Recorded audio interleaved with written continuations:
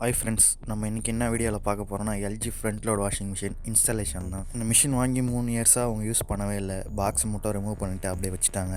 So நாங்கள் போய் இப்போ வந்து இன்ஸ்டாலேஷன் பண்ணுறோம். ஸோ 3 வருஷம் அப்படியே வச்சுருந்ததுனால இதுக்கு ரிமூவ் பண்ணுற கீயை அவங்க மிஸ் பண்ணிட்டாங்க.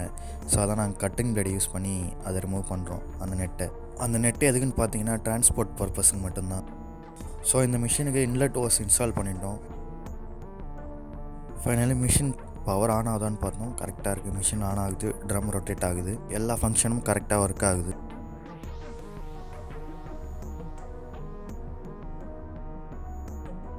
ஸோ ஃபைனலி கஸ்டமருக்கு எப்படி மிஷின் யூஸ் பண்ணணும்னு சொல்லி கொடுத்துட்டோம்.